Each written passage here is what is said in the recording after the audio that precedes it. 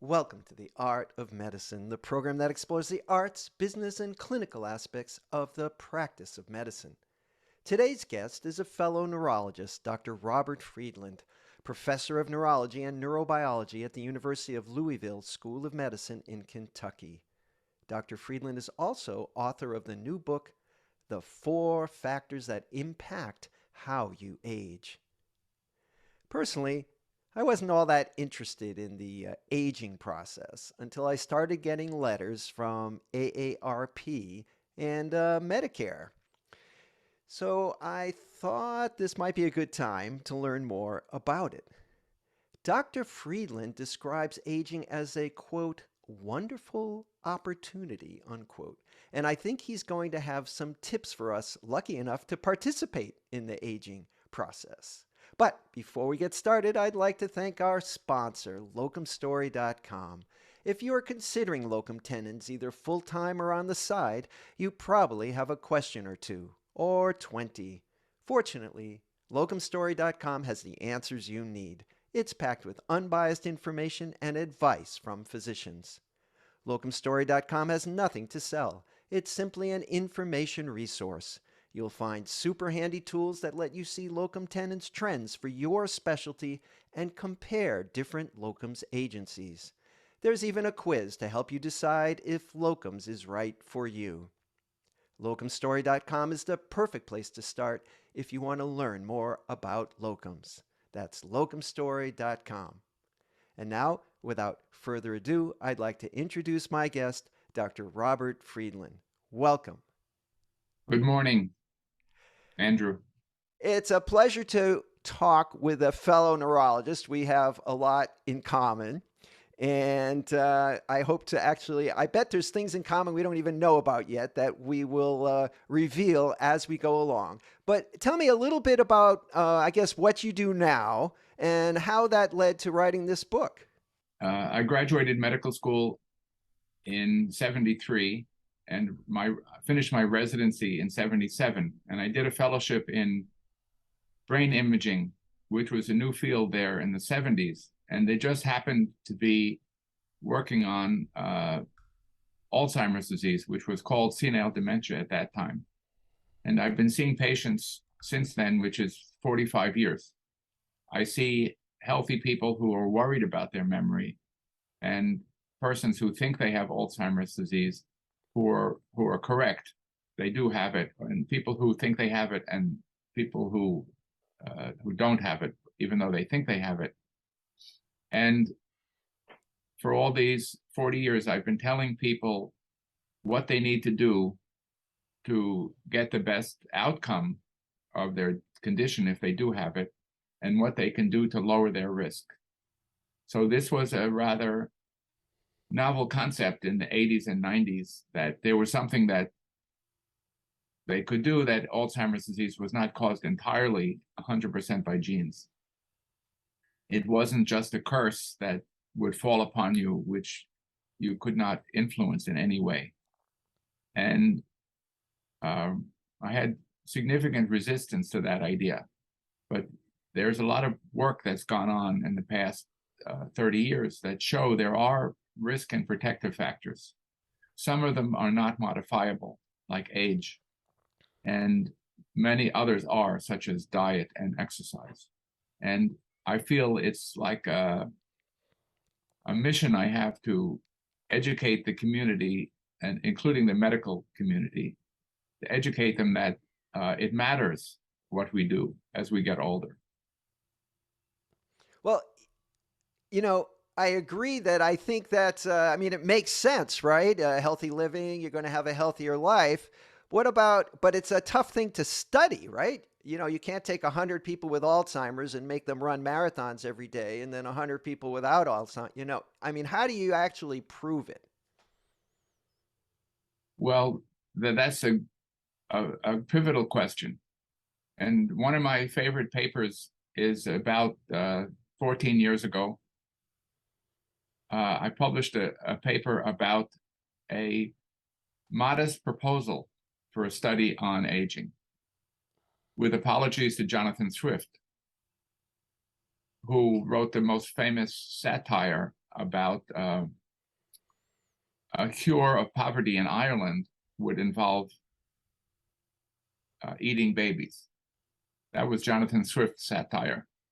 So my satire was, since we want to get a perfect answer to these questions, we need to get 10,000 people to volunteer, and they'll be assigned to different groups. So there'll be 1,000 people who will be assigned a high-fat diet for 40 years. Another group will be assigned a low-fat diet, and then there'll be a smoking group and a head injury group. And any reasonable person would realize that such a study as this cannot be done. But according to Carl Sagan, the absence of evidence is not evidence of absence. So just because we don't have the perfect answer about a double-blind, placebo-controlled randomized trial about whether, well, does it matter if you exercise physically or not? So the honest answer is we don't have the final conclusion to this question. However, we have lots of evidence from our studies we did in Cleveland and others all around the world now that if you're physically active throughout life, it helps you have lower risk of Alzheimer's disease, but also lower risk of stroke and hypertension. Okay, so that's one thing that all of us can do, right? Is to increase our physical activity. I mean, that's pretty trendy now. I got a step counter in my pocket. I don't take the elevator at work. In fact, the residents always kind of look at me funny. It's like, okay, we're going to the 5th floor. And it's like, well, this is the free exercise program that's provided by the hospital. We've got these staircases. And I don't know how much that accomplished, but it's sort of it's moving in that, you know, it's sort of a nod, right, to that direction, right? Well, the key to this question is evolution. So we have genes now which were selected in the past 100,000 years of human evolution. These genes we have were not selected in the last 50 years, right? So we don't have genes to help us to move our thumbs along the iPhones or to deal with Zoom, right? We can do it because we're adaptable animals. But the genes we have were selected because they were good for us for the past 100,000 years when we were living in a completely different environment. I mean, a different lifestyle. So 10,000 years ago, everyone was physically active. If you weren't physically active, you know, you were finished. We didn't have plumbing, and we didn't have refrigerators. We didn't even have agriculture until 10,000 years ago. So our genes are designed, so to speak, for an active lifestyle. If you want dinner, you gotta go find it.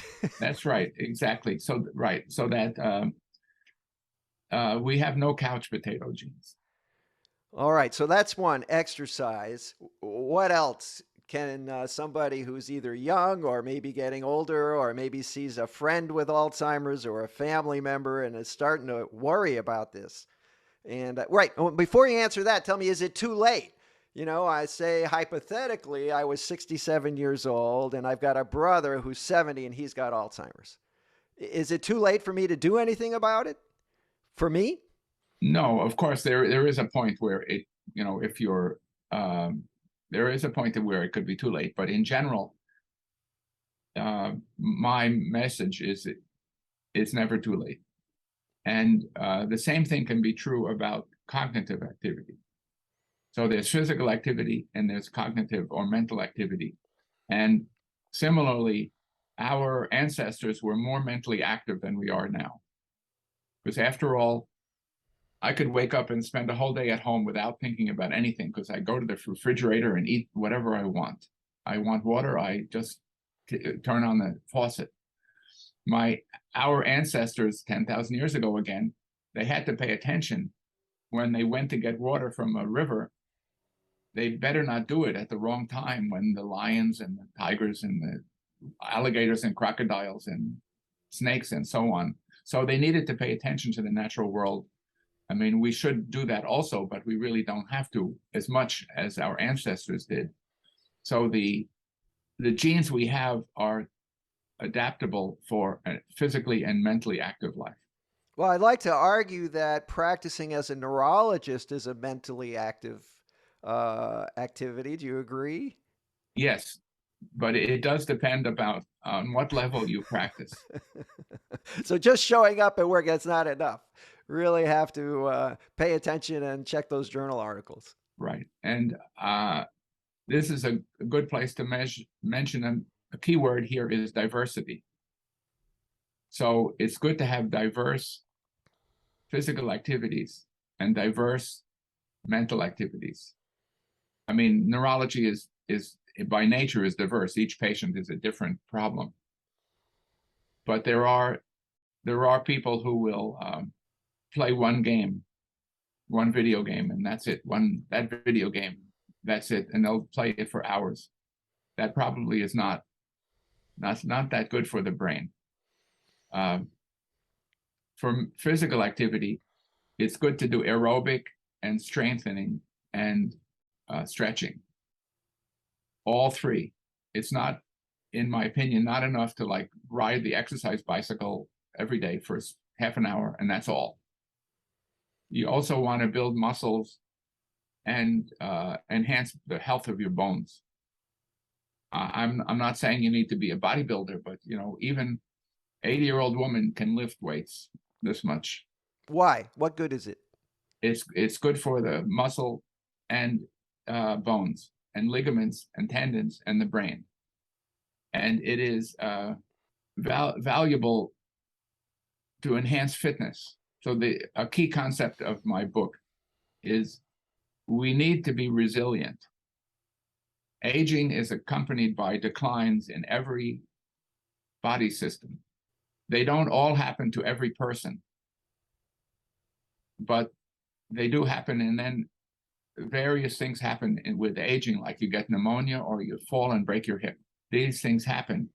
Of course, you'd like to not get pneumonia, you'd like to not fall, but they will happen to some people. And what's important is not only whether they happen or not, but how resilient we are. What is our reserve capacity? But in your book, there's this great graph that shows, age on the x-axis and then a number of different body functions. And, kidney function, liver function, bone mass, muscle, and it all goes like that. And so it's an uphill battle, right? To get these things to change. You want to change the slope. Is that it of all those curves? The key factor is the decline is for the population. It's not for every single person. Some people can retain good function even when they get old. And imagine a 60-year-old man who drinks too much, he's too heavy, and he doesn't exercise, and he smokes. If he would stop smoking, stop drinking, lose weight, and exercise, he could be in better health when he's 70 than he was when he's 60. So these declines are not, my favorite phrase in the book is, it's not inevitable. The declines are not inevitable. Actually, aging itself is not inevitable because many people don't live long enough to be old. What would Princess Diana think about? I think she died when she was 37. And if she thought that everybody lives to be old and that it happens to everybody, she might be very upset because she didn't get a chance to be 40. And we all know people who died before much earlier than they should have.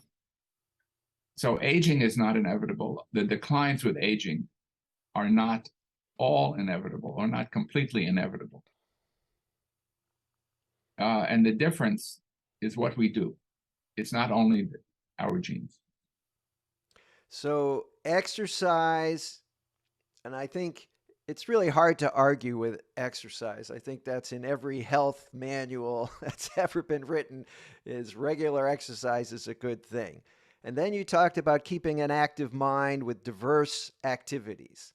And what do you think about retirement? You're not retired. You told me that you're at work. You're a whole lot excuse me, but you're older than me, and you're still going to work. Is that because you have nothing else to do, or because you're trying to stall aging, or you just love your work so much that they're going to keep you forever? I've considered retirement, but I keep on having new ideas, and I feel like, well, okay, if I pursue this, I have an idea about diabetic neuropathy, which is not a focus of my subspecialty of cognitive neurology, but it's a big problem in medicine, in neurology, and I have an idea, and I thought, well, would it be better to pursue this idea, or would it be better to rake the leaves in my backyard, which are very badly in need of raking? And I don't know the answer. I'm not saying it's wrong to retire and to devote your life to your backyard, but I don't feel ready for that. And do you think that that's helping stall aging in your case? Yes, yes. Okay, I'm trying to Along make a with case for retirement versus work. along with tennis. Along with tennis. Okay, so you've got the exercise and you play weekly, more than weekly.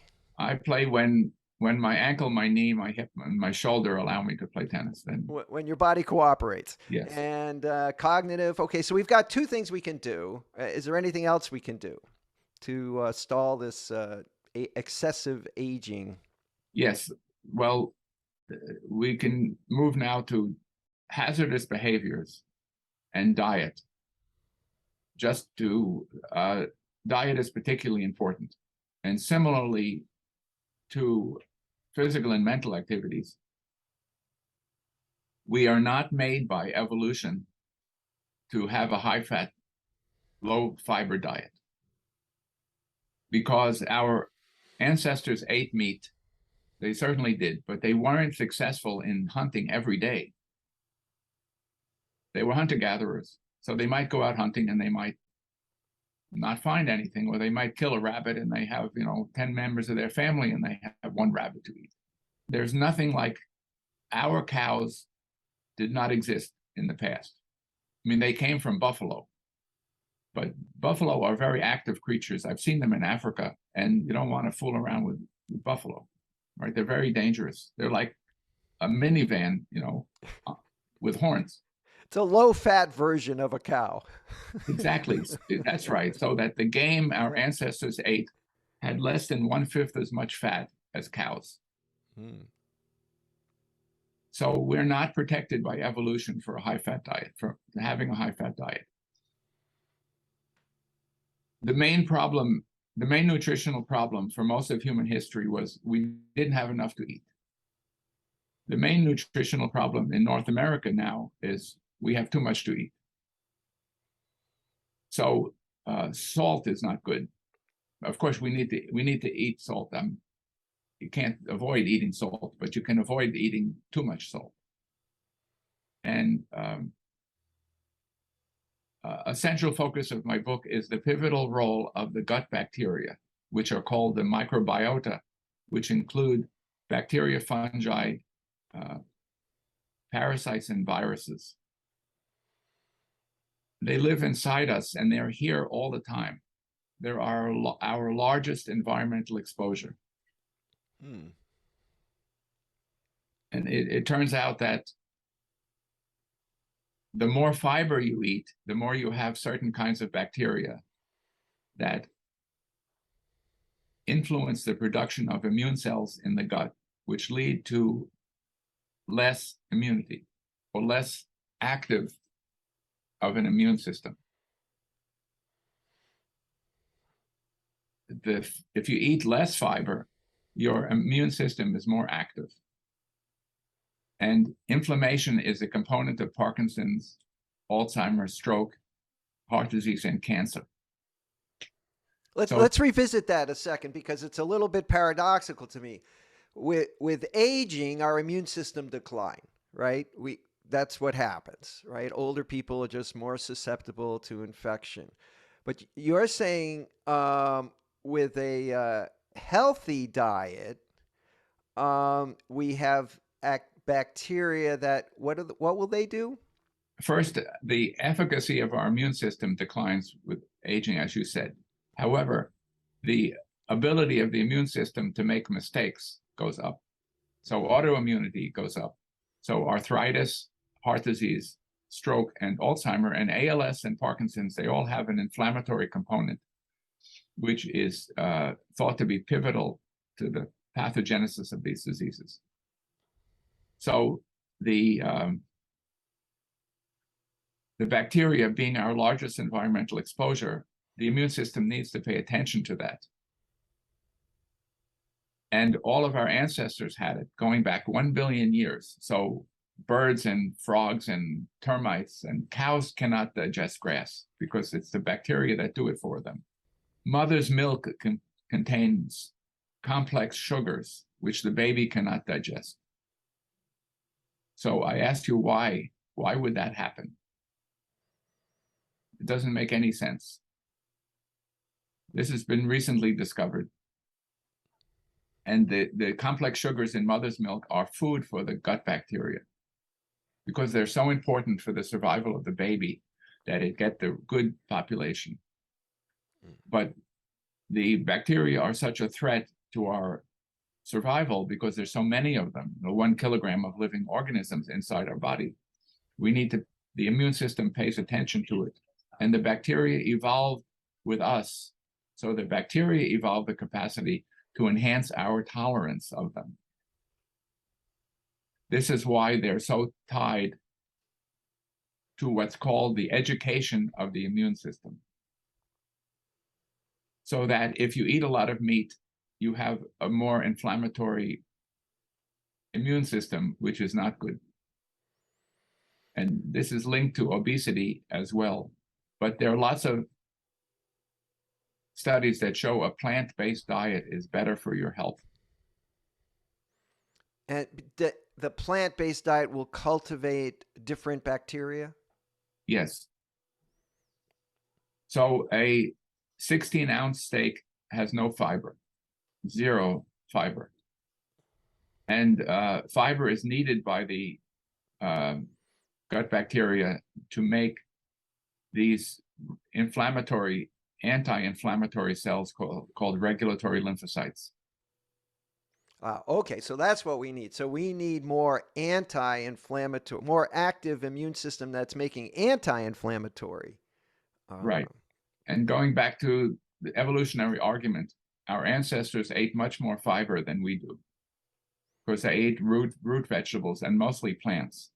1 cup of cooked kidney beans have 10 grams of fiber, which is a lot. And a hamburger doesn't have any, except maybe for the bun. So steak and beans might be a good pairing.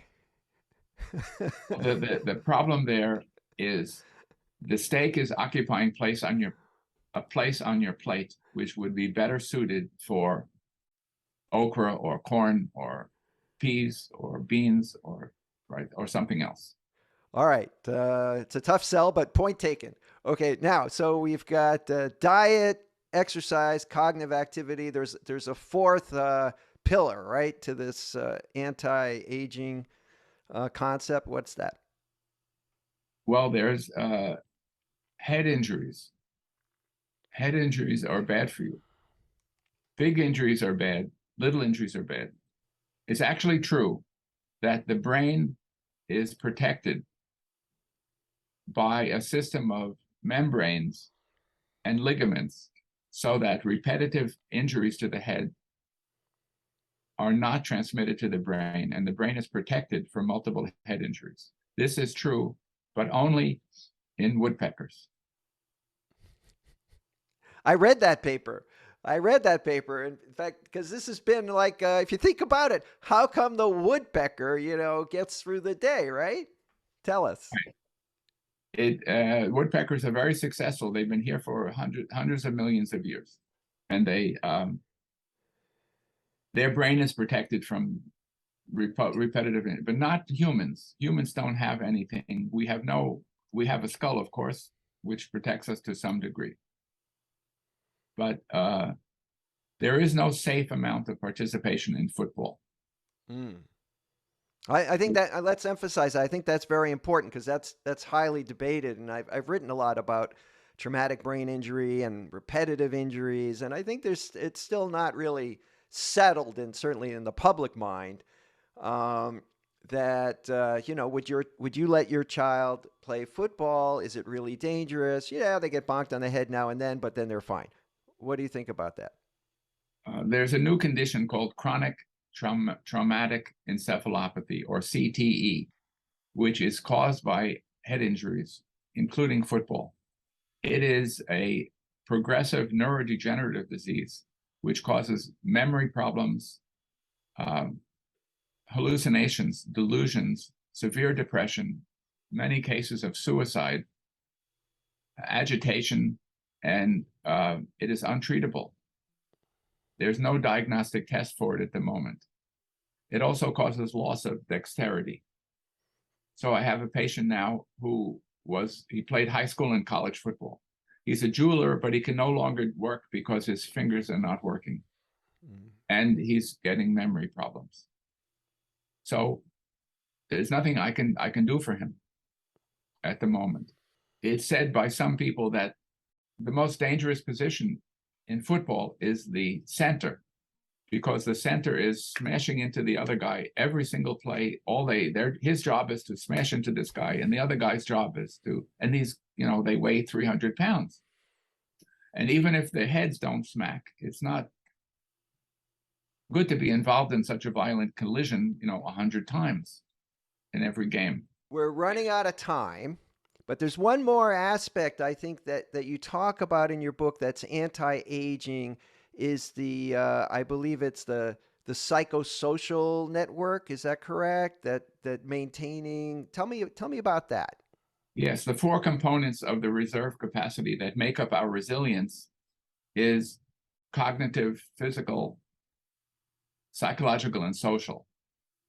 So it is protective against decline with aging to be involved with family and friends, and to have managed your own psychological state so that you can take advantage of the opportunity of aging. So the basic idea of my book is that if you see aging as a curse, if you think, oh God, I used to be able to do this, I used to do that, and now my cousin died. I was so close to my cousin, and he's gone, and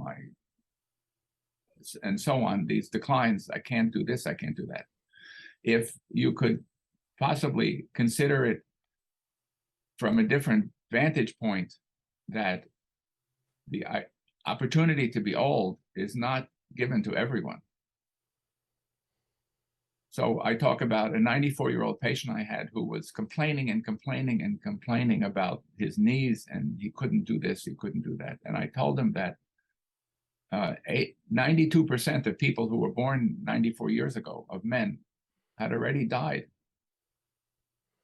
And if I had 100 94-year-old persons, more than half of them would be in a nursing home. So he needed to consider the relative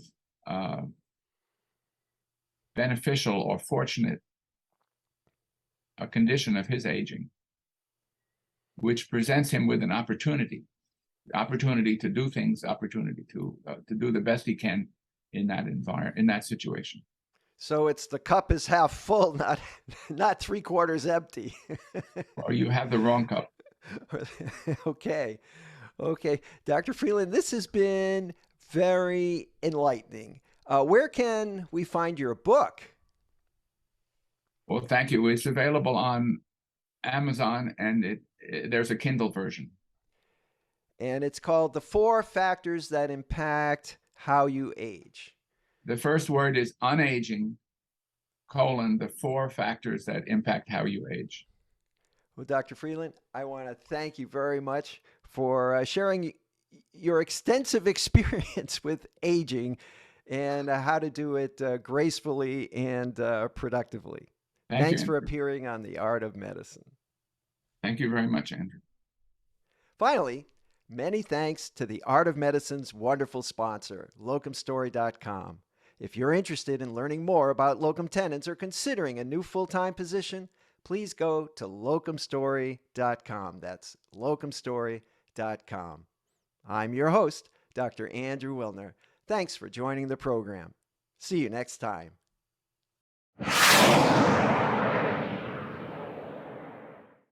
This program is hosted, edited, and produced by Andrew Wilner, MD, FACP, FAAN.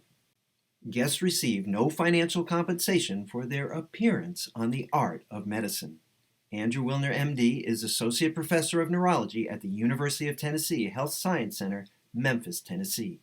Views, thoughts, and opinions expressed on this program belong solely to Dr. Wilner and his guests and not necessarily to their employers, organizations, or other group or individual.